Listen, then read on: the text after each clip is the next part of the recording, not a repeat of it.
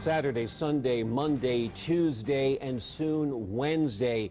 It has been a very long time since that Malaysian jet first went missing. Can you imagine being a loved one of somebody who was on board? We bring you now the latest on the mysterious disappearance of MH Flight 370 that took off for Beijing on Saturday but never landed and literally disappeared without a trace. More than 230 people on board, and a global effort is underway to find out exactly what happened. Ebru's Kyle Schmoyer is live with the latest from Reagan International Airport in the Washington, D.C. area. Kyle.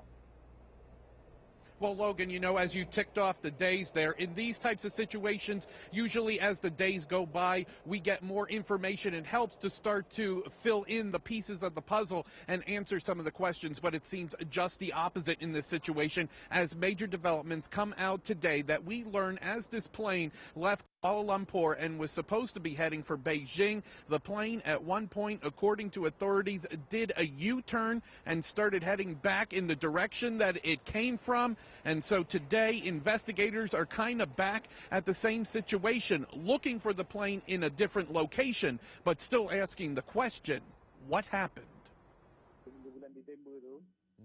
Investigators probing the disappearance of Malaysian Airlines Flight 370 are shifting the focus of their search. New information out Tuesday from a Malaysian Air Force official is that after taking off, the plane flew about an hour out over the South China Sea. At that point, the plane stopped transponding or all communication was lost. But it seems the Malaysian Air Force has tracked the plane, basically doing a U-turn and then flying in a pretty much straight line back over the peninsula, and then it disappears from radar while out over the Strait of Malacca an hour later. This development triggers many questions. Did the pilots turn off the transponder, or was there a major electrical failure? Did the pilots themselves alter course, or did someone else force them to do it? What happened at the moment the plane is finally lost on military radar? For these reasons, the director of the CIA says he cannot rule out terrorism in the case of this missing plane. We are looking at it very carefully. We CIA are working with FBI and TSA and others.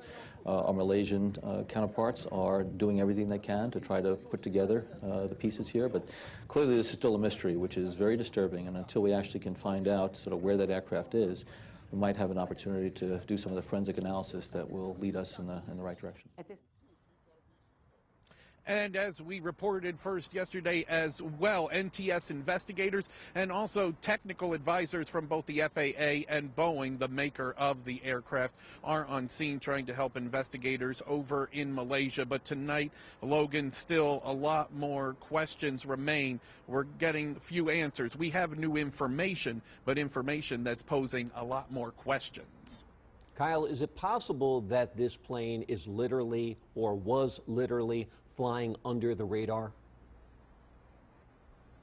Yeah, a lot of questions being asked today, especially from the experts, of why this plane went off radar at one point. There's also a lot of questions of if that plane did the U-turn and start flying back over the peninsula, that was for about an hour and hundreds of miles. In this country, in Europe, many other places, there would be alarm bells sounded if it was not transponding a signal anymore, but was still out there and on someone's radar.